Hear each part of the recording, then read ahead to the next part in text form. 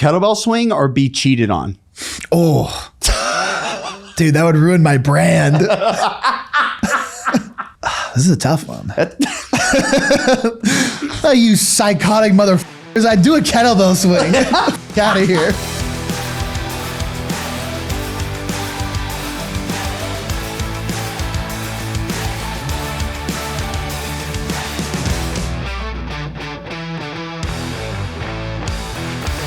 Welcome to the Coach 'em Up podcast. As everybody knows at this point, there are two types of people on this planet. There are subscribers and there are non-subscribers.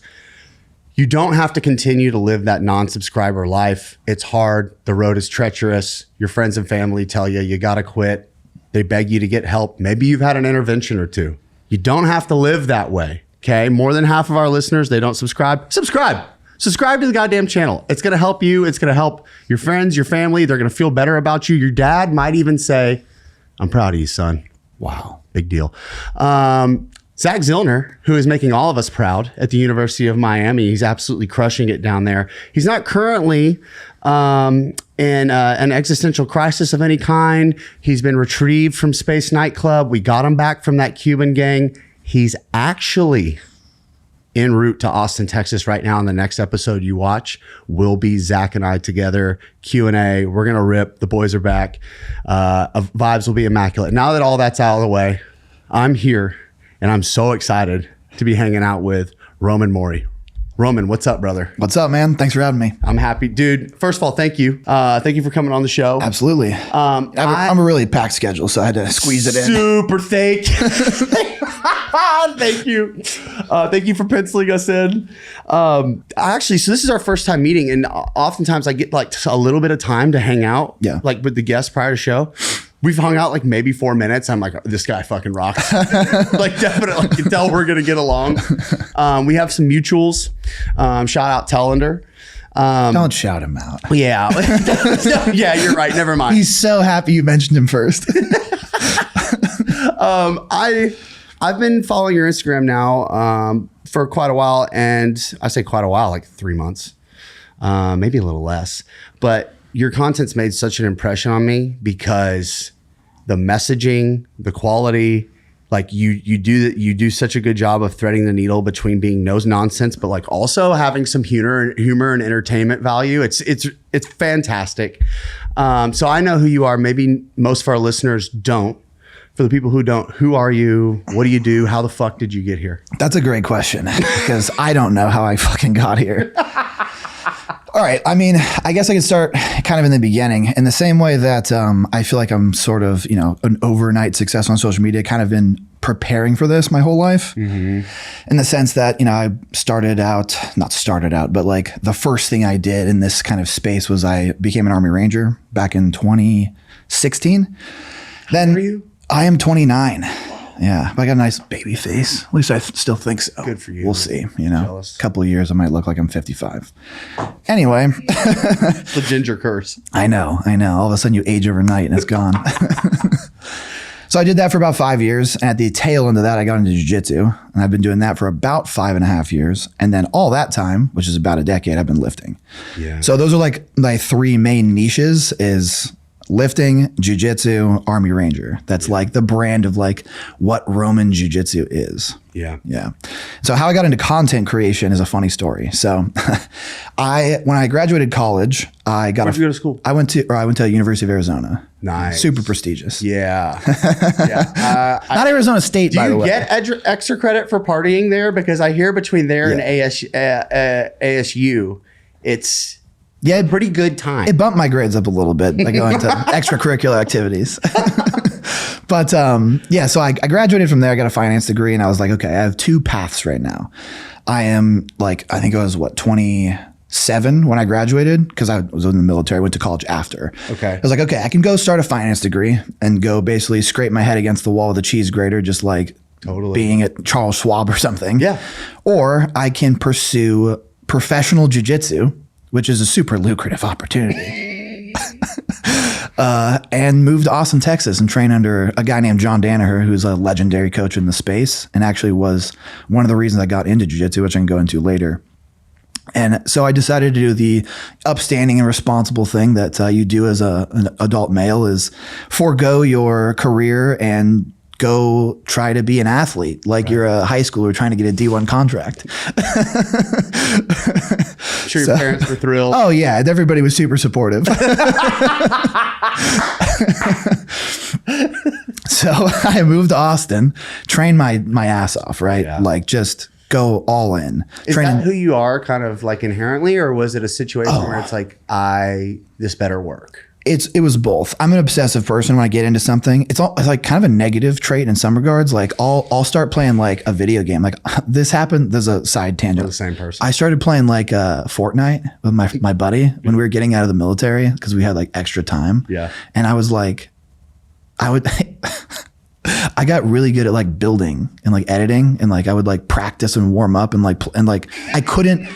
You would warm up. Yeah. On Fortnite. I couldn't deal with the fact that there was somebody who was better than me at this. we would play and we would get shit on. And I'm like, no. Unacceptable, dude. No. And so I would get, and like, I realized like 6 months by the way, I was like playing like competitive Fortnite. And I was like, what the fuck is wrong with me? What am I doing? So yeah, I took that same approach with jiu-jitsu when I moved here. Now I'm training like 6 days a week, often twice a day, lifting on top of that, you know, just being so tired all the time from training. Right. And so I'm like, you know, just destroying my body because I have so much wear and tear on the body from the military. My knees, I got this meniscus on my left side, partially taken out, and this one repaired. I have previous lower back injuries. So my body's a fucking mess. Were you jumping out of planes? I've jumped out of a plane about 33 times, I think. Okay. Yeah, that'll do it. Yeah. Cause I mean, I've never met someone who has had, you know, a decent amount of jumps who isn't like, yeah, I'm fucked up from that. you can land good, but then like sometimes that's out of your control. Yeah. Like if you land on level ground in perfect conditions, you just kind of like, you know, Side, right. But you know, when we do our training cycle, right, and it's like we're doing certain events and it's pouring rain or thunderstorming, they're like, oh, we're not gonna like rebook this motherfucker. Like just jump them. Yeah, they'll be all right. Yeah, they need the experience. I've seen guys break their legs, break their back, like life altering injuries. Yeah. I've never had that, but I definitely had jumps where this knee especially, I landed and I like couldn't straighten my knee all the way, which is like a telltale sign of meniscus. Yeah. And that was inevitably the one that went first in jiu-jitsu. So like a couple months into moving to Austin, I had surgery on this knee. And then I was competing my butt off all year, and it culminated with me taking second at Brown Belt Worlds. So I won, I got a silver medal, and then 3 days later, I went in and had this knee opened up. So timeout. You start jiu-jitsu, you win silver medal. Yeah. What was that time frame? Okay, that wasn't like a year. So I started jiu-jitsu in 2019, late 2019. Okay. And then I just took silver at brown belt adult, which is obviously one step below black belt, in December 2024. Dude, congrats. That's still pretty fast, dude. It's fast for like a white guy in his mid-20s. Because there's like a lot of Brazilians who are training since they were like 12. Got it. Who are like 19 years old and like, you know, medaling at like they black roll belt. in and they're like, I'm ready now. Yeah. So like for me, starting jiu-jitsu at like 24 years old and then be able to compete at that level, I think is impressive. But in the grand scheme of things, like it's not that impressive. Got it. In comparison, it is. So anyway, just like destroyed my body in the pursuit of this thing. And then I had this meniscus repair that I had to get done where I was like, I had this one taken out and I was like pushing for them to take this one out. I was like, fuck the meniscus, dude. I just got second at Worlds. Like, let's go, dude. Like, I'm ready. Like, I'm about to hit the big time, you know? And they're like, I had VA doctors because I'm former military. And they're like, we're not removing your entire meniscus. That's medical malpractice. And I'm like, this isn't a cosmetic surgery. No. Just do some shit because you suggest it. Yeah. And I'm like, we had like a back and forth for like several weeks. Really? Yeah. And I was like, cut it out. I have like emails back and forth with the surgeon. He's like, no, like I'm not putting this on my medical record of like surgeries. He's like, I refuse. Yeah, healthy You're male. not gonna ruin my fucking reputation. Like healthy male, 28, full meniscus fully intact, slight tear at the capsule. Removal. Like he didn't want that. So after arguing back and forth, finally he was like, or I agreed to like, okay, whatever, repair it. Okay. The reason I didn't want to repair it is because it was just like such a long recovery. It was like 6-month recovery, man. Damn. So I'm sitting there completely out of jiu-jitsu, unable to train, unable to do anything. And I'm just like, dark place. Dude. I'm like, what the hell am I doing with my life? What am I doing with this sport? Like what is the path forward here? And so I started posting on social media. Yeah. And I started out with like videos about jiu-jitsu. Like, hey, if you're a big guy in jiu-jitsu, eventually you're going to run into somebody bigger than you. So you should start prioritizing the guard. And that video like blew up. It had a spark.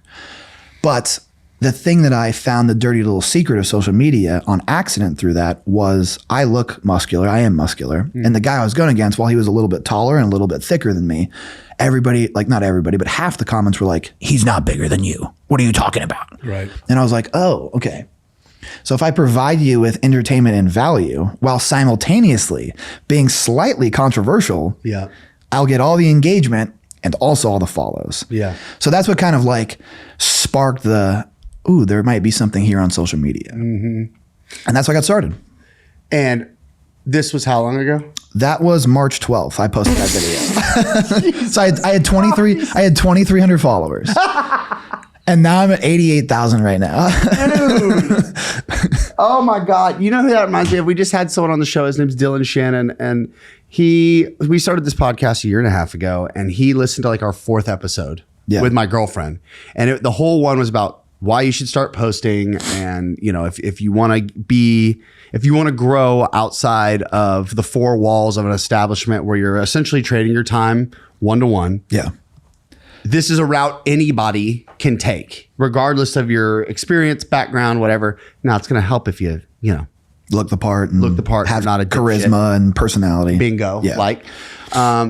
But Dylan hears this, and at the time, I think he had like 400 followers. This motherfucker, he's like almost got like 200,000 followers now. I know. He just started, and like his content's sick, dude. It's just him being jacked. He looks dope too. He looks incredible. Yeah, he reached out to me too. He was like, hey man, I'm moving to Austin. Like, what's the gym situation out there? I'm like, let's go. I was like, well, first I was like, no, dude, don't come to Austin, brother. To move here. I was like, no. I'm trying to be one of the only jack guys. I mean, there's a million jack guys here, but it's like, you're going to fucking. Yeah, you're muddying the water, fam. Yeah. But I was like, oh, that's dope. But yeah, so I saw his page too, and I was like, holy shit. I know. Yeah, he's got the it factor. He does. For sure. Yeah. Zach, what's the best training app on the planet? It has to be Train Heroic. Gone are the days of sending the old crusty PDF. Now we have a sleek new app. It's easy to use. There's videos with descriptions. You get to track and log your weight, your reps. There's a community chat function. You can submit videos. You can get feedback. How about the leaderboard, Tim? I started using Train Heroic first as an athlete and someone who wanted to learn. Now I use it as a coach. Athletes and other coaches can go and be a part of my training community and get results. Whether you're an athlete, coach, or just like to train, use the link in our description to find out how you can train on the best app in the world. And join us on Train Heroic today. The Coach 'em Up podcast has partnered with Eleiko. Let's go! Not only is Eleiko found in 85% of Power 5 schools, but they also offer at-home solutions from racks, flooring, rigs, barbells, bumper plates, your favorite accessories like straps and weightlifting belts, you name it, Eleiko's got you covered. Go to eleiko.com/coachemup and get access to the same equipment that they're using in the best facilities with the best athletes on the planet. And now, back to the show. I'd love to get into jiu-jitsu and training, some of the ideas and philosophies, the good and bad around the state of training and jiu-jitsu. And then honestly, for someone who's been creating content for 4 months, dude, when you told me that, you mentioned that off air before we started, I couldn't fucking believe it. I was shook because it's so good. And it is. It's not that good. But here's why I say that. It's unique. Sure. It is 100% you, and no, you're not copying other people. You're doing something unique and in a space that's totally fucking saturated with everyone just, cookie cuttering and just kind of doing the same post over and over and over again, you're not doing that. That's kind of the tough part too, is like I accidentally, like this wasn't intentional. I accidentally created my own niche of like the Roman Jiu-Jitsu content of like, fuck functional fitness, just lift heavy, dude. It's not that serious. Like, What are you doing? Don't major in the minors. Yep. And then sometimes I'm like, I've run out of content ideas and I'm like, let me scroll around, see if anything's piques my interest. And I'm like, damn it. Yeah. No one's doing what I'm doing. And I don't even mean that as a bragging thing. I mean that as like, it was a pure accident that I created like this weird little niche of like the cult of Roman almost, or Roman Jiu-Jitsu, the account. Yes. Because it was on accident. I can't take any credit for that. Right. Well, sometimes there's something to be said about being in the right place at the right time. Oh, for sure. So on the topic of some of the things you just mentioned around like, hey man, like lift heavy, fuck majoring in the minors. It's not that deep.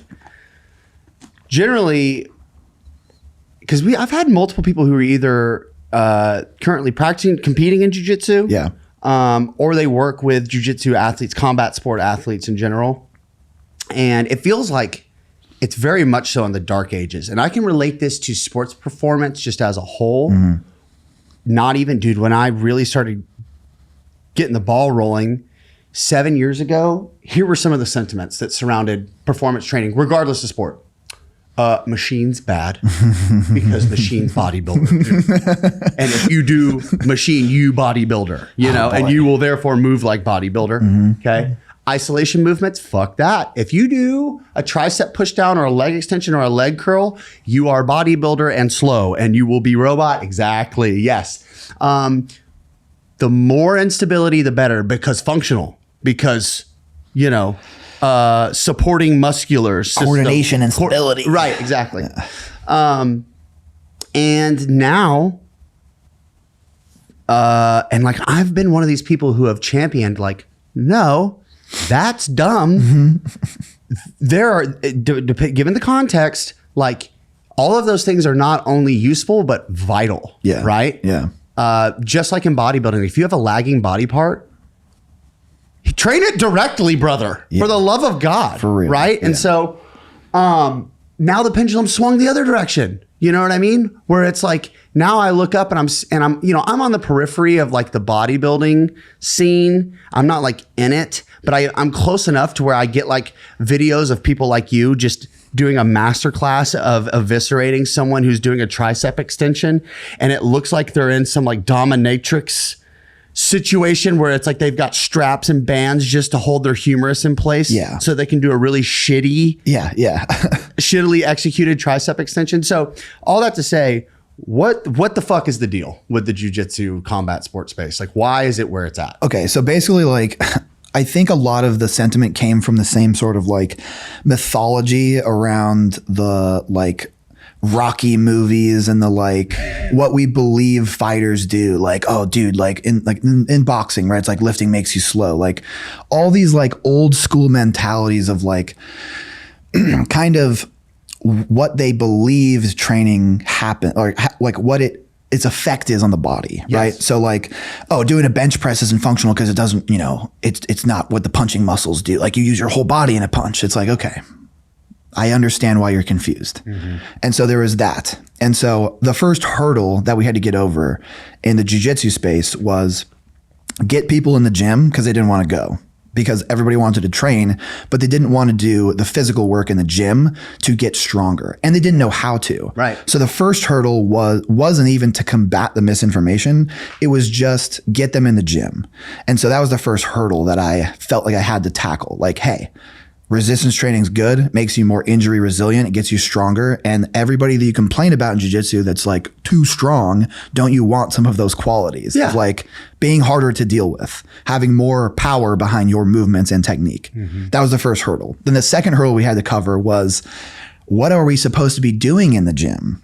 Because every time I would see videos on training for jiu-jitsu, it was like, after practice, they would throw the gi over the pull-up bar when they're super tired. And they would do a couple of pull-ups and be like, well, it's functional because I'm using the gi. And it's like, right. It's like almost how I would use the gi if I were grappling. Yes. So my second task was to separate out like, listen, let's just get strong using the most basic and easy, stable exercises, and then take those strength adaptations and coordinate them into your sport. Yep. By practicing. Right. So that was the second hurdle to cover. That was like the early foundation of my social media. That step 1 and step 2. And obviously there's so much more nuance to it than just that. But that was like, You got to start somewhere. yeah, that was like a big hurdle to get over of like, just get stronger first. Yeah. And then go practice your sport. That was like a big hurdle. Listen, I'm still fighting that fight. You know, many coaches are. Yeah. And look, to your point, it does have nuance. Yeah. But for most people and most contexts, that's like 90% of it. It's so that's the majors thing, right? It's like John Danaher has talked about this in terms of jiu-jitsu technique, where 20 or 80% of your results will come from 20% of your techniques. So 20% of your work will produce 80% of your result. Yeah. So that 20% to me is just like basic strength training, some sprints, sprinkling of plyos, and maybe some power exercises like some hang cleans. Yep. You're good. Now it's going to give you 80 to 90% of your result. Yep. Everything else is like cherry on top, sprinkles. Yep. But when we think about how demanding jiu-jitsu is in the sense of most people are training it multiple times a week. And on top of that, we have no off season. Adding in extra stuff begins to come at the detriment of like taking away from your practice. Right. And so that was the third hurdle to cover, which was getting the most stimulus for the least work or fatigue. Yep. That was like the next thing without trying to go into like this super science-based lifter, like fatigue demon, right? Yeah. So like trying to distance myself a little bit from like the people that are like strapping their arm to the pole and like, well, this is super stable and I'm going to do 1 rep in reserve to mitigate fatigue and like Exactly, yeah. So I'm trying to like bring you back to like, okay, what does fatigue management actually look like? It's instead of doing a set of 50 push-ups, just do some weighted dips. Yeah. You can do 5 reps, get the same thing for way less fatigue. Yep. You know, and then like you do the 50 push-ups at the end, you're breathing hard, you're all fucked up. Yep. Versus you do some heavy dips. It's hard. Well, it's hard, but then like, oh, I'm good. I can go practice my sport really hard now. Yes. And that was like the third hurdle of like, get the most from the least. Because our sport is so demanding, we don't have an off season.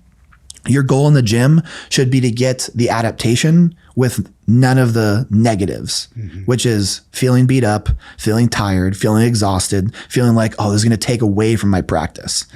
I can do my workout, literally drink, you know, like a carbohydrate shake or protein and just go practice right after. Yep. Not optimal, but I for sure can do it. Absolutely. And that was the thing that I think people would look at my page and not understand is because I had bodybuilding movements, they thought I was doing like the Jay Cutler, like 4x20 tricep extensions. Right. Get a huge pump in your triceps, all Can't even even flex your arm. And Yeah. it's like, no, I do like 2 sets of 6. Yep. And then I leave. So they got, and that was the fourth hurdle is the confusion between bodybuilding as a sport, which is essentially the AAS Olympics. Right. 100%. And bodybuilding movements. Right. And those are not the same thing. Yeah. Well, and to your point, and that's what I was alluding to as well, where it's like, because a bodybuilder does it, or a power lifter does it, or an Olympic lifter does it, which by the way, sports performance never does that when it comes to like Olympic lifting or a back squat. I know. What, you know what I mean? It's just so fucking dumb. But it's like, just because they do that does not mean that you are training in the same way that they are. Exactly. If you do a back squat, they don't mistake you for an Olympic weightlifter. Exactly. It's like, oh, you're back squatting? What are you trying to be, a weightlifter? Exactly. It's like, but you do a tribal, it's like tricep push down. It's like, okay, bodybuilder. Yeah, okay, boy. Ronnie Coleman. like you thinking that by doing a back squat will turn you into like a snatch god. Right. Is the equivalent to thinking that you'll accidentally turn into such a massive PD-based human being that can't scratch your back if you do a tricep extension. Right. They correlate the extremes with the foundation of like whatever their training is. You know how delusional it is and just kind of how out of touch. It reminds me of the conversation. I don't have this conversation as often, but there was a period of time where I started training Gen Pop. That was my first. I feel like I know what you're going to say. Go ahead. Yeah. Yeah. And I'd be sitting down, I'm doing a consultation. I know exactly where this is going. I have almost always a woman across from me, and she's like, yeah, I want to get toned and I want to lose body fat and I want to put a little bit of muscle, but I don't want to get big like you. Exactly. And I'm like,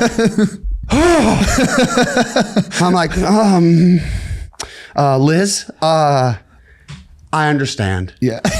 Respectfully, you couldn't get this fucking jacked if you tried the rest of your life. Yeah. You know? Fucking go for it. Good luck, Liz. Yeah. Like to see you try. Yeah. But yeah, there's like this idea where it's like, oh, you could do an extra set or train too hard and wake up so jacked that you hate your body.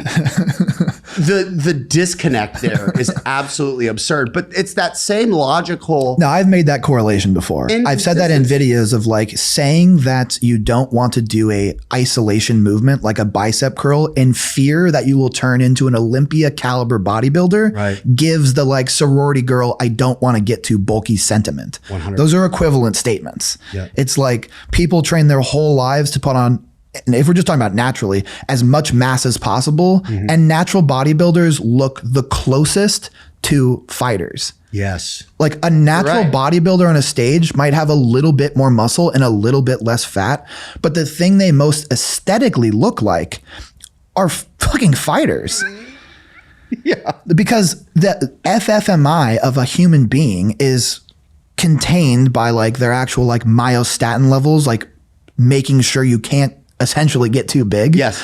And the like, and once again, it always comes back to the same, because we were lied to back in the 70s and 80s by like Arnold and all those guys. Like, I did this naturally. I got a tub of protein and, you know, I drink the raw eggs. Yeah. Yeah. Like I hit back and I confuse the muscle and then I go over and I got my chest is popping. And I got 10 sets of bench. I'm calming on the bench. Yeah. And then I go over to the incline and I do the incline and then I go and I do the flies. And it's like the only reason that works, my dude, is because of the things you're not talking about. Right. And so we correlated bodybuilding training and just training in general to look like a certain thing with the unspoken part of it. The part that like nobody wanted to talk about back then. Right. And now people are super open about it. But yeah, which thank God. Yeah, thank God. Yeah, I know.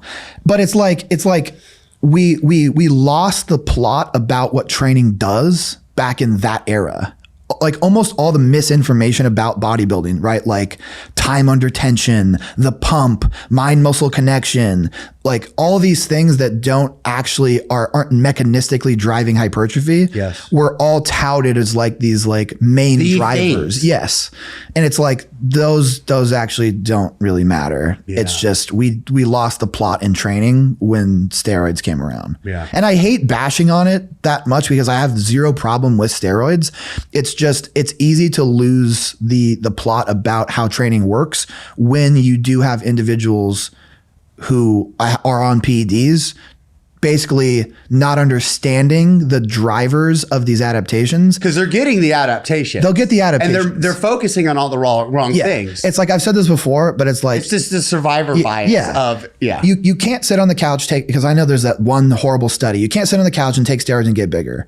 What you need with steroids is effort. Steroids and high effort get you bigger. Like you absolutely need to work your ass off, right? Steroids and high effort. But when you're a natural, you need training, or excuse me, you need effort and programming. Yeah. Those two things need to be paired together. Yeah. Realistically, you can get big and strong with effort on any program. 100%. Right? But to reach your max as a natural, you need good programming, high effort. Yeah. Nutrition, you have to be fucking dialed. Right. And it's like the steroids stuff just eliminates the programming aspect. Mm-hmm. You can just do a bro split. Yeah. You can just do a whatever. As long as you give it your all. Yeah. It'll work. You can take one set to failure. Exactly. And get fucking great results. It'll work great because you just need that component. And that's where we lost the plot with the training thing. So I think there's also this side too.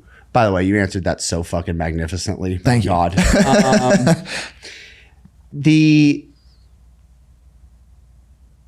With losing the plot, there also seems to be running parallel to this, where it's like we've kind of been given the wrong information, the wrong sentiment. People are set up to fail when it comes to applying their logic. Mm-hmm. And then there's also just like this big elephant in the room. Like there's just like a lack of education and understanding, right? Yeah. And you believe what you see, and there is an abundance of information.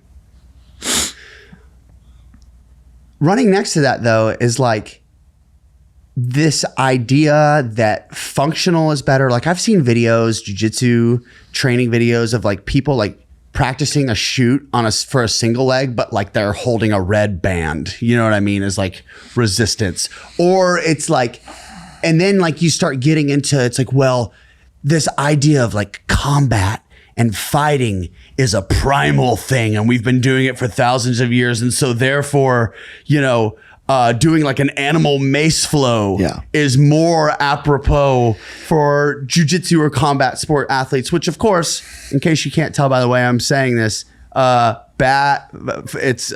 another word I was going to use. It's stupid. Yeah. So that's why I think I've done well on social media too, is because they don't know what to do with me, in the sense of when I bring up these topics about why they're wrong, they can't box me in like they can box other people in. Cause I was an Army fucking Ranger. Yes, you were an actual warrior? I was an actual warrior, like did military soldier shit. And you know what we did there? Barbell shit. And so like because they'll try to box me in with the bodybuilding stuff, right? They'll go, warriors don't do that. And I'm like, excuse me? I'm sorry, what? I don't remember doing mace flows. Yeah, that's right. Also, have you been to war? Yeah, exactly. And then they try to box me in on the bodybuilding side of things. Like, well, that's not functional. It's like, oh, I took second at the world championships. So like by the way, being a warrior, right? Quotations, whatever that means, doing well in jiu-jitsu isn't the reasons that those things that they're doing are stupid. Right. And the way I look also has nothing to do with the fact that like my training is working. I hate the fact that I have credibility based on the way I look, or based on the way I've done things. Yep. But I get that. Anecdotes definitely kill your those anecdotes definitely kill the like counter argument of like, well, it doesn't work. It's like, well, it definitely does work. So I hate that I have to use my own personal anecdotes, but it helps to like get people out of the mindset of like being able to like pigeonhole and like box these people in. Yes. You see a guy who looks like a bodybuilder doing arm curl, and he goes, well, that guy sucks at fighting because he's not, and it's like, yeah, he sucks at fighting because he doesn't practice it. He sucks at fighting. Yeah. He sucks at fighting. Yeah. He doesn't do this. He also is bad at soccer. It's like, what is this argument? Right. It's like, it's the dumbest thing. So I've been able to kind of navigate that, because when you see a guy with a kettlebell going, bodybuilders can't do this, this is what real warriors do. And I go, are you sure about that? Yeah. So it's been helpful to have those. And I think that's a reason why I've been able to do well on social media, is because they can't do this like, well, you're just and shove me into the corner. Cause like, nah, I've been there, done that, buddy. Yeah. Man, you're in this really cool spot. It's also because, I said being at the right place at the right time, where you explaining that also, you're just in such a perfect position because you're armed with the facts. You also have this incredible lived experience that frankly you can't quantify. Right. Like having been there, done it, done the thing, dedicated the time and effort, like that's, albeit frustrating that like, because I know what you mean, like resorting to that as a means to like getting buy-in or to justify yourself. It's almost frustrating that you have to do that. Yeah. But like you do at a certain point with some people, because the barrier to entry to even have discourse is not going to happen. Right. Yeah. Because that's, at times overvalued. Right. It's appealing to my own authority fallacy, but sometimes you can fight fire with fire, where it's like, oh, you're going to use a fallacy? Well, this other fallacy fights your fallacy. I see your fallacy and I'd raise you a better one. I'll appeal to my own authority. And I've actually done what you're talking about, and you're completely wrong.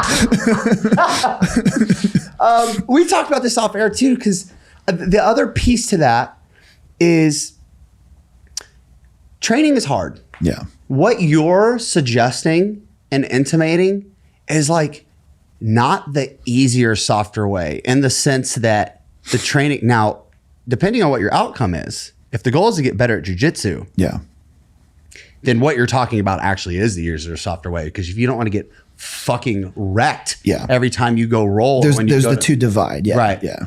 But can you talk a little bit around why you feel like people, you know, and I don't know if appeal to nature is the right fallacy when we're talking about like the primal sort of fascial space. I don't know if that's the right fallacy. I know it's one of them. But then there's also this very real psychological piece where it's like, it's just not as hard. Yeah. I think it always comes back to, because it's so indoctrinated into our culture, it always comes back to the bodybuilder thing. It always comes back to people visually seeing somebody that looks physically intimidating, muscular, or big, and saying, yes, well, a smaller fighter can kick his ass. It always comes back. It is a primal thing. It comes back to this idea of manhood comes from how your ability to fight. Right. The best fighter is the biggest man. Right. Like, Chris Bumstead looks super dope, but John Jones is a better man because he's a better fighter. Right. So it always comes back to this same battle. I'm just thinking of Bradley Martin sitting on the couch and asking, bro, I'm 260. Yeah, exactly. It's like, bro, but I'm 260. But it also, you can see how polarizing that is because it raises a good point, which does. is like, at a certain point, your skills actually don't matter. Like, and Mighty Mouse has said this, where he goes, nah, dude, he's too big. Nah, dog, he's too big. And I think it was having a conversation with Tom Aspinall, and Tom Aspinall was like, no, you kick his ass. Because obviously, Tom's going to back his fellow fighter. And like, of course, honestly, if Mighty Mouse did land a couple of good shots, took out his legs or something, hurt him a little bit, he might be able to break his spirit, take him down. Yeah. But like, even somebody that small who is intelligent about fighting is like, man, like, if you're 300 pounds, like, the fuck am I going to do to you? Yes. So there is a point at which skills will no longer There's matter. a boiling point. Right. However, skills matter the most. Yeah. But to separate and say that strength and muscle doesn't have an effect, which is what the combat sports world loves to say. It is. Yeah. Is factually incorrect. Yeah. And then when somebody does go and win something and they're bigger and stronger, they go, oh, they're just bigger and stronger. And it's like, well, wait a minute. Yeah, you don't get to have both, motherfucker. Yeah, you can't have both. Because people will comment that on my jiu-jitsu stuff, and they're like, well, you're not very good at jiu-jitsu. You're just big and strong. And it's like, well, wait a minute. Yeah. I do Smith machine bench press. And I thought that doesn't actually get you strong. I thought that's empty muscle, bro. Right. Right. So it's like, how can you be of the opinion that like, how can you be of the opinion that like the kettlebell training is the best and say mine doesn't work because it's not functional, and also be of the opinion that I'm not good at my sport and I'm just big and strong? It's like, oh, thanks for telling me I'm strong, buddy. Yeah, exactly. Hell yeah. So yeah, but I think at the end of the day, it comes back to this primal thing of like, bodybuilder pussy. They're not fighters. It's like, yeah, I know they're not fighters. The guy who's better at fighting is going to be better at fighting. Yes. Like, stop this. And then to deny that there's any component of like being bigger and stronger is not a part of fighting is ridiculous. Yes. And the thing too is like, anybody that does train at a high level knows that that is a big factor. Like, you have to formulate game plans for people that are big and strong. Like, I need to tire them out first. I need to wear them down. Like, that's a whole strategy in fighting. And honestly, jiu-jitsu is just, I'm going to refrain from calling jiu-jitsu fighting because I'm sure I'll get crazy comments about that. But doing a jiu-jitsu match, like if you are going against somebody bigger and stronger, like you have to have a strategy for that, because your first 18 attacks aren't going to work because they're going to rip out of them.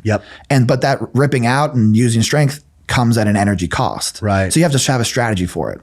But it is a factor. And to deny that it's a factor is ridiculous. Yeah. This episode is brought to you by friend of the show, David Gray of David Gray Rehab, creator of the absolute game-changing foot, ankle, and Achilles program. To date, it's helped over 8,000 people, including Zach and myself, get back to running, jumping, and playing pain-free. This program isn't just for athletes. It's also been used by coaches and physios in the NFL, NBA, and Premier League, as well as every other major sport. And if that wasn't impressive enough, you can get the full program 15% off lifetime access when you click the link in the show notes and use code TIM at checkout. The Coach 'em Up podcast is now powered by Vald, the global leader in human measurement technologies. Whether you're working with elite athletes, gen pop, or return to play populations, Vald's tools are designed to give you objective, actionable data to help drive your decision making. From Nord boards, force decks, and smart speed timing gates, all which I use, Vauld helps you measure what actually matters. Their technology is used and trusted by the NBA, NFL, EPL, and NCAA, as well as thousands of high-performance clinics and facilities around the world. If you're serious about performance, recovery, or precision coaching, Vauld gives you the best tools to test, assess, and improve. Because remember, if you're not testing, you're just guessing. Follow the link below to learn more and request a demo.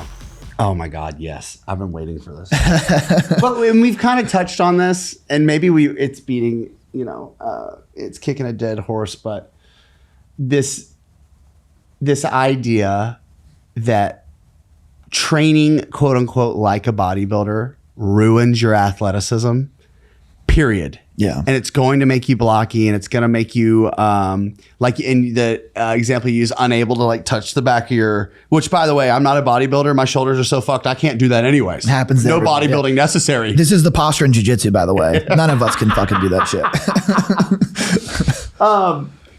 So we've talked a lot about like what, some fallacies, some things that don't work, shifting the perspective away from like kind of what's been the norm and like kind of drag this community into the future, which by the way, like it's weird because it's like, I look at like, so I'm from Nashville and everyone compares Nashville to Austin. There's not that much of a comparison. That like people like to come here for the bachelorette parties and get fucked up and drink a lot on the main street or whatever. Yeah. And like there's some music places. That's Right. it. Like, you know what I mean? But actually it stops there. Yeah. Austin is like 7 years ahead, 8 years ahead, perhaps, in terms of like the expanse of the city, companies moving in, the kind of people who are here. I look at, the performance field in general, and I look at, and it's not just combat sports, but I look at pockets of competitive sports, and I can see that same correlation where it's just like, oh, they're just where football was 7 years ago. Exactly. They're just where, you know what I mean? Yep. But it's going to take people like you to fucking drag them into the. So that being said, what's your ideal split, bro? All jokes aside, Yeah. What you've got a blank slate. You've got someone who's been doing 150 push-ups every day for 6 years. That's what you do, right? What are like low-hanging fruits for the average combat sport athlete, jiu-jitsu, enjoyer, jiu-jitsu maxer? Yeah. What can they start doing? What's the easiest place to start? Here is my prescription, and please don't take this as like the word of God. Right. You need to understand like personal volume recommendations. Roman 3:16. Yeah, exactly. Like you need to understand all the nuance that comes with every body is different, and like literally every body, like your human body is different. But here's generally what I would like prescribe is, depending on your jiu-jitsu schedule and being able to structure this and recover from this, anywhere from like 2 to 4 days. Yeah. You probably get like 70% of the total net possible strength stimulus from doing 2 days. Yeah. And if you go up to 3, you probably get close to 100. Yeah. The only benefit of 4 is the sessions are a little shorter. Yep. So it's more spread thin. Yeah. So if your schedule works better for that. Exactly. Right. So anywhere from 2 to 4. And I would say if you're doing 2 full body days, if you're doing 3 full body days, if you're doing 4, you could do it in upper lower split. Yep. And then I would say probably somewhere around 12 total sets per session is somewhere in the like effective, like you don't reach the end of your session, you're just kind of like phoning it in with some random stuff. So somewhere in that range. And then I would say for the exercises prescription, push and pull vertically and horizontally, squat, hinge, do some rotation, maybe throw some sprints in. You could warm up with some plyos. Yep. And then you could do on each session one like power movement. Yep. Right? Maybe a push press, maybe a hang clean. Yep. 80% of it should just be general strength work. And then the rest of that, so that extra 20% should be the other things I said. So that's kind of the exercises that you could sprinkle into those full body or upper lower sessions. Yeah. And then I would say probably, right, this is once again like somewhere in the 4 to 10 rep range. And the only reason I say that is because we can pretty much get the same stimulus and adaptations from that rep range for much less fatigue cost. Totally. But it's okay, and I say this a million times, it's okay to do a set of 15 or 20 every now and again. Yeah. It's just building a routine around like doing 4 sets of 30 is probably a waste of time and energy. Yep. So that would be like my general prescription. But once again, this is individualized, right? Everybody's a little bit different. Find something that works for you. But that's kind of like covering the main bases. And I think so basically, actually, what you just described, just in my mind, personally, this is my own biased opinion. You covered like 90% of what every good strength training program should look like. Frankly, exactly. That's it. Yeah. I didn't come up with this. No, you didn't. Yeah. Well, so that's my next question. Is you did it, right? But here we are. We share almost identical opinions. And frankly, most people who are listening and watching the show, they're informed trainers and coaches. Right. Everyone's going to have little bits and pieces of things that they prefer, things that they bias. At the end of the day, what I've come to understand is like, as long as you're operating with some sense and tact, programs can look different. Yeah. But you're going to get results. Yes. It's just, there's better ways to do it than just like whatever, than like doing single leg shoots with the band or whatever, right? But what have been your influences? Like, are there certain coaches or people who you have identified as being like, I don't know, mentor is the right word, but I guess influence is probably I've had a ton, and not one of them I feel like was like the totality of like everything I believe. Yeah. But there's been a bunch. So this is actually funny. You'll probably laugh at the very first one. But my very first strength training program ever, the first time I ever like actually picked up a barbell was with the starting strength program. Oh, dude, I did that program. Literally, Mark a barbell. like literally, Mark a gallon of milk.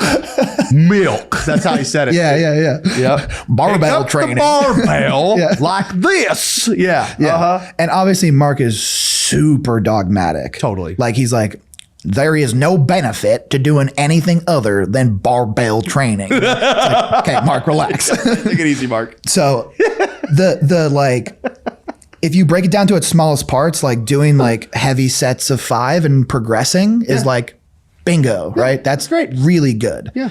And then picking, basic exercises and getting stronger at them. Yep. So that was like the first influence I ever had, and something that I saw immediate results with. Yep. I went from like I couldn't do a pull-up in high school. Whoa. I went from an incredibly mediocre athlete to going from like 150 pound bench press to like repping 225, going from like a 185 pound back squat to like repping 315. Wow, dude. 200 pound, barely like cat back deadlift to 440 pound deadlift. Fuck yeah. In 3 months. Whoa. 3 months. I went from. What all sports did you play? I played football, basketball, and I ran some track. You did it all. Yeah. I did it all. Big three. I had a good athlete background. Yeah. But I was unexceptional. You were just waiting physically. for that proper strength stimulus. Yes. That's the perfect way to do it, by the way. 100%. My argument is like, get as athletic as you can without touching weights for as long as you can. But then the minute that time comes, fucking sin. 100%. I think they've done like some small case studies on like building the perfect athlete and like getting kids into the sports at the youngest possible age gets them like those athletic qualities. Obviously, there's a genetic component to athleticism, but getting kids into sports. Good athletes? Yes, they were really good athletes. But different athletes than I was. Okay. My dad had a full ride scholarship to Oregon State for lineman. He's 300 pounds. Whoa. So like even today, like I just benched 405. He's like, you're going to catch me soon. What do you mean? And he's like, yeah, I was doing 405 on the incline bench. I wasn't really a big flat. Jesus fucking Christ. I wasn't a big flat. Repping it, by the way, repping it. But it's like, I mean, you're 300 pound lineman at a D1 college program. It makes sense. Yeah. So I have a good genetic like predisposition, I would say. Totally. I don't think I've actually expressed those genes to the max, given that he's still stronger than me. You know what I mean? Like in his heyday. Right. Sure. Yeah. So what about mom? She played sports all growing up. She wasn't a collegiate athlete, but she played sports all growing up. Wasn't a slouch in the athletic department. Yeah. Wow, dude. So after were you milk maxing, by the way? I was not milk maxing, but I definitely was not tracking macros. I went from like a skinny, like not skinny fat, but like not shredded, like 170 to like I had abs at 205. Fuck. In like 3 months of lifting. Just like went from literally overnight. Can we just talk about? Bing.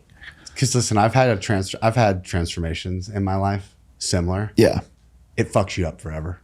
it ruins me. It ruins me. Fucking people don't talk about it enough. Because the goalposts are within sight, and you run to the goalposts, and you're like, I made it, and then you turn around, it's 100 meters down the road. Right, it's a mirage, dude. Yeah. It continually gets farther and farther away. Yeah, it always pushes. And that's when the body dysmorphia began. Yes, yes. I remember getting to 205 and going like, this is cool for like a week. Right. And then I was like, More. I need to get bigger. More. I need to get stronger. I need to get like more muscular. I need like less body fat. And it just kicks the ball down the road. Yeah. You know, and you go and endlessly chase it. Did you have the experience where it was like suddenly you were like way better at all your sports as well? So I actually started barbell training. I just strength training while I was in the military. So I didn't start until I was 20 years old. What, dude? Yeah. So I went to, I started college for like a semester, dropped out and joined the military. Yeah. And like I guess technically the starting training was like push-ups and sit-ups and running because I wanted to max the PT test. And it wasn't until I had passed all the selection process. I was at Ranger Regiment and I was like, okay, like I don't want to do push-ups and sit-ups anymore. I want to get fucking strong and big. Yeah. And that's when I like actually was like, okay, I'm not a person to just like go in the gym and work out. I need a program. I want like the best stuff. Totally. So I started researching. I was like, okay, how do I get stronger? How do I get stronger the fastest? And it was like starting strength, linear progression, fucking go. Because it was like 2017. Yeah. Yeah, 2016. No, that's what, it was the same year. That's when I did it. Yeah. It was 2017. Yeah. Yeah. I was low bar back squatting like a motherfucker. You know what's hilarious is I started training in 2016, like August, and then I went to Ranger School and lost all my gains. And then came back. And then it came back right after. Really? But it like sucked to like go from like Devastating. this massive increase to like we went to Ranger School, starved my ass off, came back. Doubling down on the dysmorphia. Yeah. That one, dude. And I remember coming back and like trying to bench 135 and I got it for like 8 reps. And I was like, Devastating. oh, Kill myself. all my work down the drain. But it came back like it always does. you Yeah. know?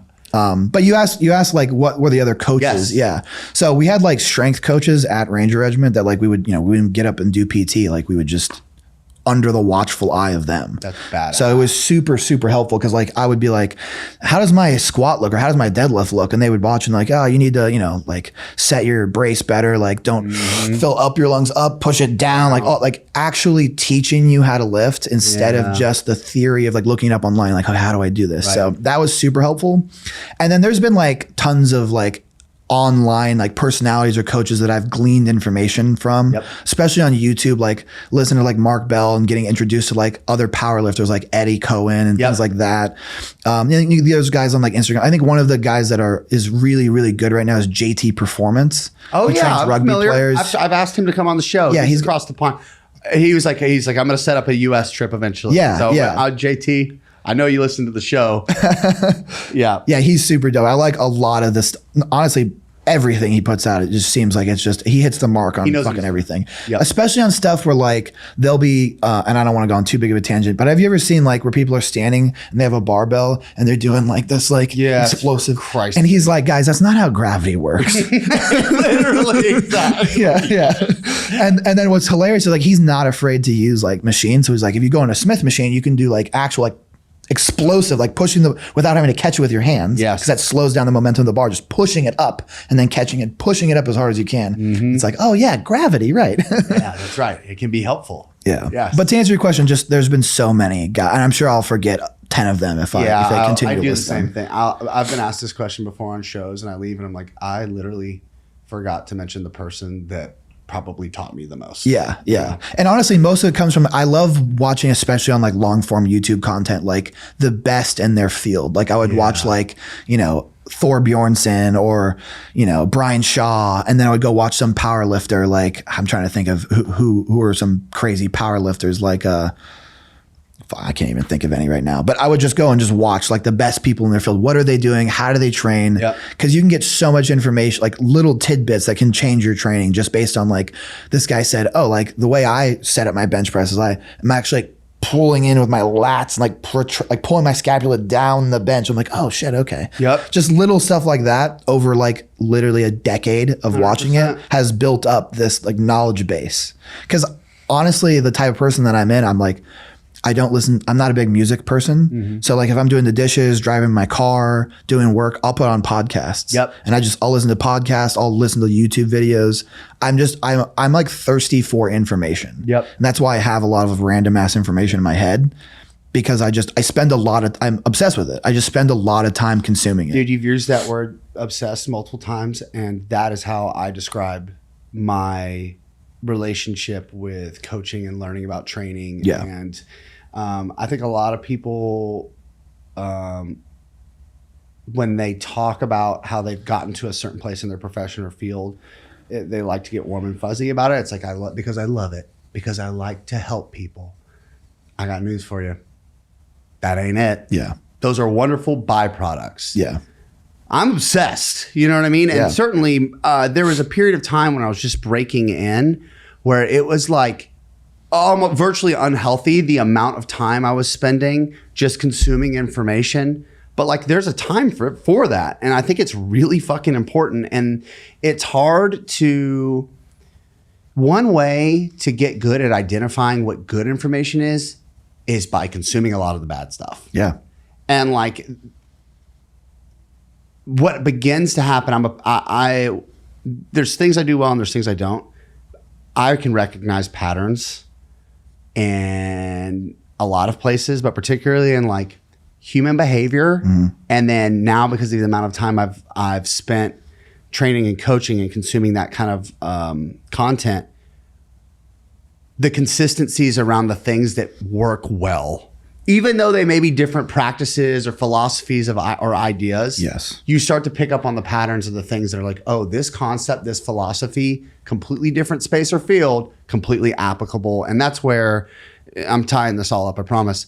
Like principles, approach when it comes to training, or honestly, even like the way I live my life now, has really freed me up to be able to operate with a lot of assurance. Yes. When I'm making training decisions. Yes. And I think what you said about the pattern recognition and being able to like pick up on stuff just intuitively comes with being well versed in it. Yeah. And very experienced with it, is also one of the reasons that like athletes and coaches are separate entities, in the sense that both of them have that sort of like tacit knowledge, but one of them can be able to explain it, right? Yeah. Like being an athlete and doing certain things, maybe in your sport technique wise, like you know why it works, in the sense of you can't put it into words, but you've done it for so long and are able to like see all the different, maybe in jiu-jitsu, like momentum shifting this way. I know when to reach out for the ankle. I know when to pull my body in. I know when to be defensive or offensive. Being able to do those things comes so naturally and intuitively to you because you're so experienced at it. But then the coaching aspect has to be like, why? Yes. Why? Yep. And that I think is really important, because you're able to sniff out the bullshit. Yes. Right? We all can look at functional patterns and immediately something's going off in your head like, what is fucky about this? Yes, exactly. Right? And that's not to say that like something is awry. Right. That's not to say that something can't look strange, because a Jefferson curl looks like, I don't know about that. But when you think about it, okay, let's break down the why. Yeah. What even is strength training? Getting strong through ranges of motion. And a Jefferson curl is literally just getting stronger through a range of motion. Okay, cool. Yeah. But then you look at functional patterns like, okay, let's break down the why. What is grabbing this cable thing and running? And it's like, what are we training here? Yeah. What Fascial sling. Yeah, what stimulus is this producing? What adaptation are we after? Yeah. Right. And so Oh, you can't measure it. that's the Great. That's the Cool, thing, tight. right? And we can get into that later. But the brilliance about the charlatanism is that always has to be subjective to the cult's creator. Yes. Because if you give it objectiveness, and this is one thing like you can't bash Mark Ripito for, is if you took your back squat from 200 to 400, it fucking worked. It worked. Is it the best, most optimal way? I don't know. Yeah. But it worked. It worked. But if you do functional patterns, it's like, oh, you're running better. Am I running faster? No. But you're running better. But your gait. Yeah. Look at the difference. Yeah. And it's like I love the if you ever want to laugh, FP evidence page, the evidence is just 2 images. You ever seen the Office meme? They're the same picture.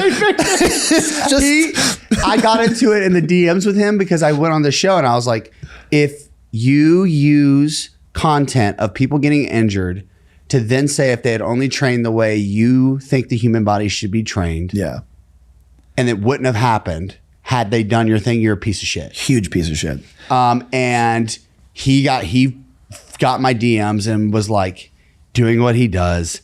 And I was basically just asking questions. I wasn't like engaging in the way he wanted me to. Go on. Yes. I'm like, no, well, I was just like, when you say that, exactly what is it that you mean? Yeah. Because what I'm hearing you say is this, and that's not my understanding of what works. And he tuckered out real quick. Yeah. But he was like, just look at the evidence. The evidence. FP. Now, evidence would suggest that words matter, right? That would suggest that there is a ton of objectivity involved because evidence would assume one has used a scientific method to arrive at a result. Yeah. Right. And I'm like, these are before and afters. That's what it is. Actually, let's back up, let's look at the definition of the word evidence, and yeah, half of them are that Office meme where it's like, oh, and then the other thing, it's like, okay, well, did FP work or did you take someone that was entirely sedentary and just they moved? They did anything. They did anything at all. Yeah. A lot of it too is just fat loss. Yeah. Like, it's like, look at how much health. It's like they just moved. Fuck. Yeah. Exactly. They just ate less and moved more. Like, this isn't evidence of FP, dummy. Yeah, literally. It's just this is just basic understanding of like calories in, Yeah. but also fascia. Yeah, fascia. Yeah. The Coach 'em Up podcast is sponsored by Squat Wedgies. Tim, what are squat wedgies? Squat wedgies are an adjustable squat wedge, 7, 13, and 20 degrees. It's big enough to elevate your whole foot and not just your heel. Because it's rubber, it doesn't slide on surfaces. It's 22 pounds, so it's durable and stable enough for even your biggest athletes. There's a 90-day risk-free trial. The shipping is free and get 15% off squat wedgies with our discount code CoachEmUp15. Coach 'em Up 15 for 15% off of the best squat wedge on the planet. Dude, I want to talk a little bit about content creation with you, and then let's see, how are we doing on time? We've got 20 minutes. Okay. So let's dedicate just at least the next 5 to 10 to content creation. And I want to circle back to the beginning of the conversation. You started making content in March. Yeah. It's beginning of August. So what is that? 5 months? Yep. Holy shit. So talk about one of the biggest things people reach out about is like, I want to start creating content. Where do I start? Yeah. And it's like, well, here, I'm just going to leave it at that. So where do people start, Roman? Start. So this is the problem with anything in life is they try to set conditions for it to be the best possible thing. Yeah. And in doing so, you don't practice the thing that's going to get you better at it, which is doing it. Yeah. And funny enough, this goes back to the whole science-based lifting thing of theory versus experience too, where you can look at a study and go, it wouldn't extra stabilization, increase motor unit recruitment. It's like, yeah, sure, in theory, but then you tie your arm to a pole and it makes it weird and you can't produce motor units because it's strange. And your body's like, well, if I just bench press a really high effort, that would maximize motor unit recruitment. And it's the idea of explicit knowledge versus tacit knowledge. So explicit knowledge is the stuff you learn through theory and studies, and tacit knowledge is on the job experience. That's 80%. The explicit knowledge, the study and theory is 20%. So 80% of the work or 80% of the actual understanding of any given topic comes from doing it, experiencing it, which is why you have to do a study to figure out what's going on, just theorizing about it. And the same thing is true for content creation. So you trying to set this conditions of I'm going to get the nice camera, I'm going to do all this stuff and get all ready. And then I'll be ready to post content. That's the theory side of things. You can have all that perfect, literally the best setup, the best camera, the best microphones, the best ideas, and you'll be 20% of the way to making good content. Yeah. Because you actually have to make it. See what your audience likes. Yeah. See if it's working. See if it's resonating. See if you're getting followers. And then go back and do it again and again and again and again and again. And then you'll get that tacit experience, that tacit knowledge of like, okay, this hooked worked. This thing didn't. They're resonating with this. They like content like this. This didn't work. This flopped. And that only comes with doing it. And I say that from a perspective of, I understand that I've been getting good at this fast.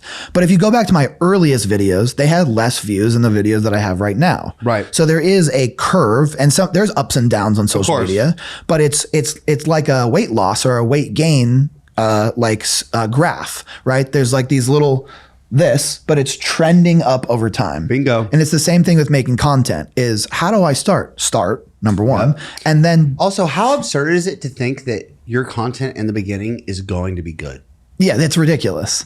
Yeah. Think about it. Yeah. You wouldn't walk out. I mean, at least, well, I guess some people actually do this. They assume that they're going to be like, I'll be pretty good at jiu-jitsu. I watch UFC fights. Yeah. And then they go out there and it's like halfway through the practice, it's like they're in side control, gasping for air. Yeah. Please go. Second. yeah, exactly. Yeah. I've been that guy, by the way. Yeah. And I took jiu-jitsu. I'm like, I'm going to just get back into this. And I was just like getting subbed by a 50-year-old yellow belt. That happened.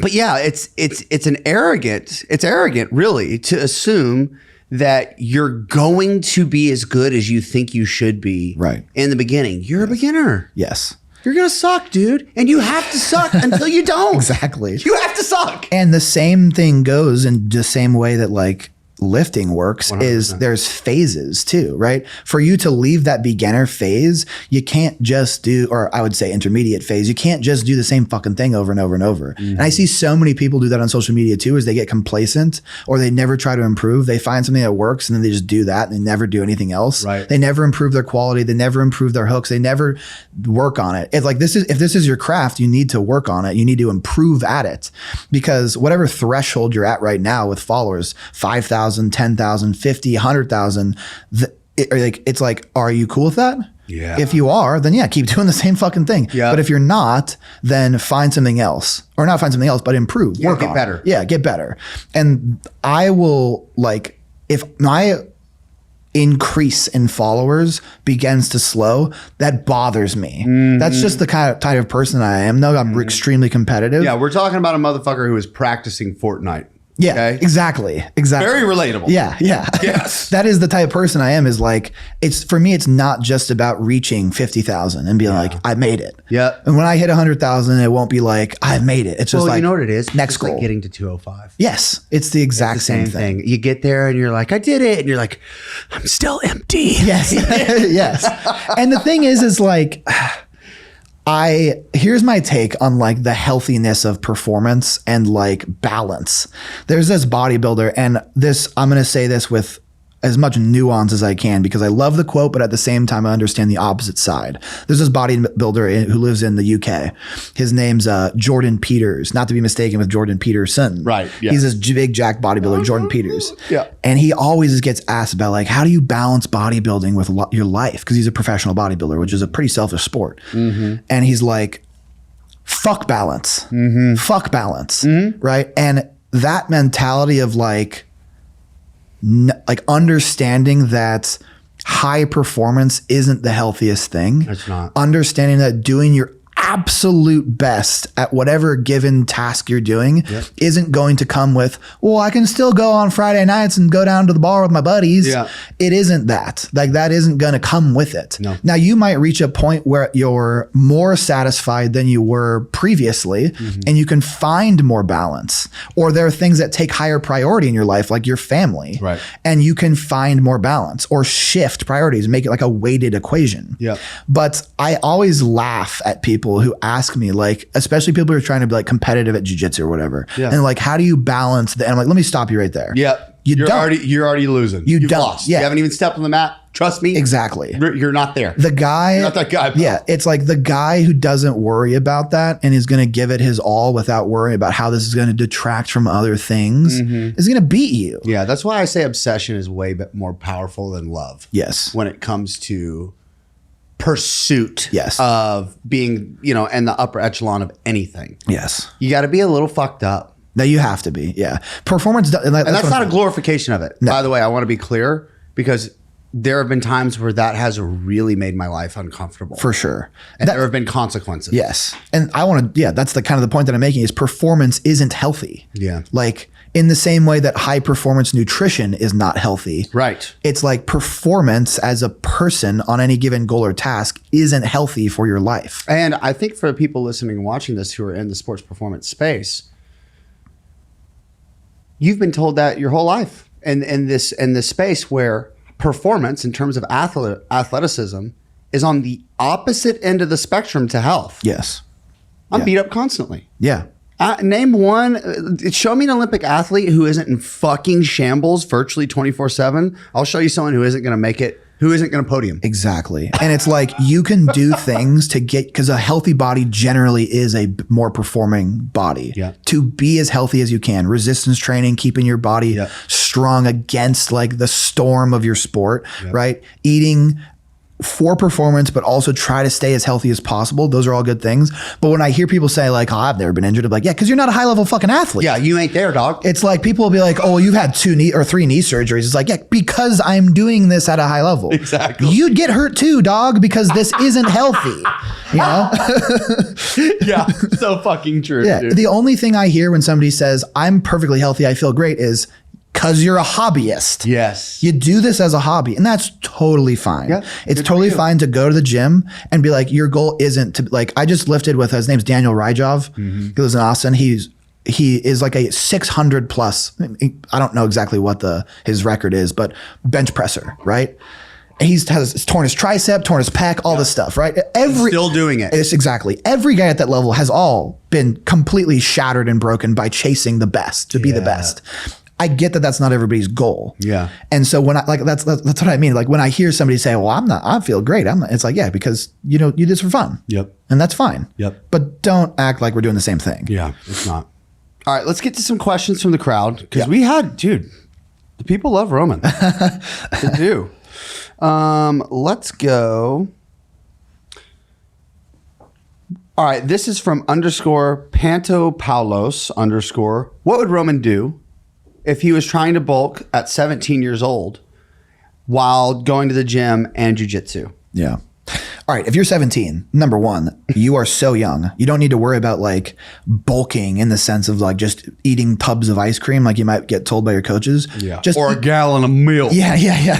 Just eat a lot of good food and train and it'll work. Yeah. You're so young. Like I wouldn't even worry about like the sense of like bulking, more in the sense of like fuel your training as best as you can and watch the scale and make sure your body weight doesn't go down.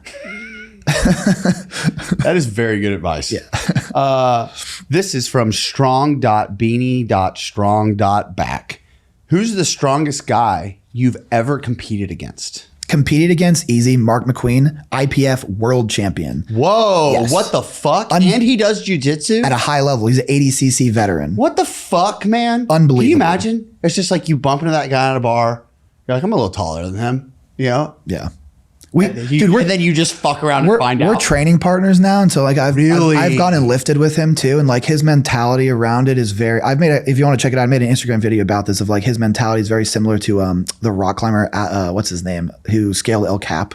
What's that motherfucker? Oh fuck! I can see the documentary. Alex Honnold, who's like, what if you die? He's like, then I die. Yeah. That's what Mark's mentality is around like chasing his goals. Like I'd be fine if I won the world championship and died the next day. Like I don't care. Fuck. So that's the strongest guy I've ever competed against. Yeah. But the strongest guy I've ever grappled is by far Big Dan Manisoyu. Okay. Who his name's Jiu-Jitsu Giant. You can check him out. He's 6'7", 300 pounds. What the fuck, man?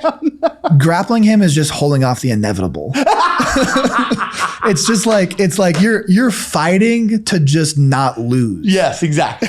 Yeah, you're delaying the loss. Yes, and eventually he will wear you down and mount you and destroy you. Wow, that's fucking insane. Chris Parvey gonna start competing in BJJ again, or men's physique. So I think when I'm done competing in jiu-jitsu, which will probably be in the next few years, because I'm going to still chase that a little bit. I do want to do like some bodybuilding shows just for fun, knock it out. That's always going to come at a health detriment. So I can only do that for so long, especially if I want to live a long time. But competing jiu-jitsu, hopefully get back to it in the next few months. I'm in no rush. I'm doing well for my business on social media right now. Yeah. And I need to weigh the cause and effect or consequences about like chasing a jiu-jitsu world championship over like setting myself up for the rest of my life. Yeah, 100%. Yeah, I get that. Let's see. I'm sure there's some kettlebell jokes. Oh, dude, this is such a good one. All right. This is from Chapaquierdo. Kettlebell swing or be cheated on? Oh, dude, that would ruin my brand.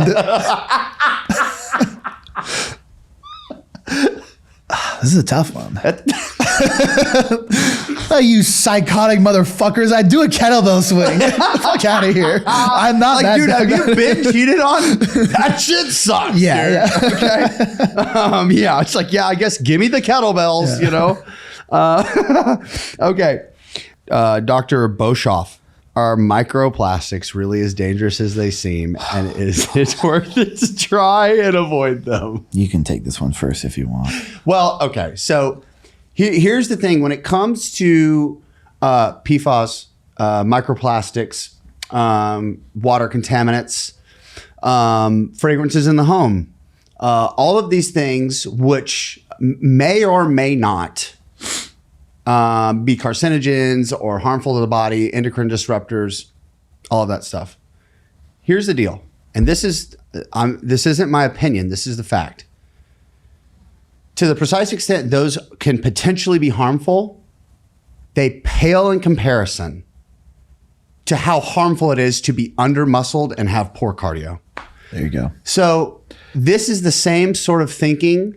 And I'm not assuming that you answering the asking this question is this. I'm just saying the public at large. This is the same sort of thinking that goes into someone majoring in the minors around like getting the stress, muscle tension, all this, instead of just progressively overloading and training hard and showing up and being consistent.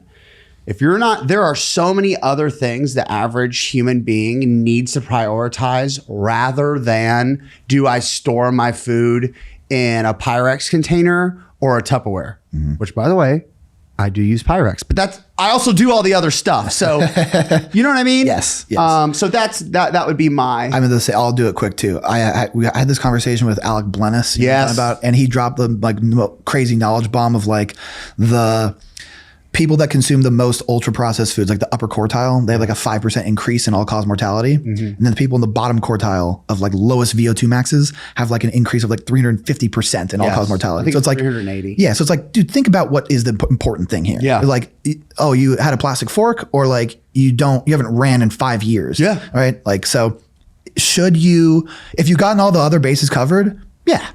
Use a Avoid plate. it. Yeah. Especially if you can afford it. Great. Yeah. You know? I shop at Whole Foods. Yeah. I'm bougie, motherfucker. Sure. Yeah, exactly. I have a water delivery service. I drink out of glass, bitch. I don't drink tap water. Exactly. Okay. But anyway, you don't have to do that.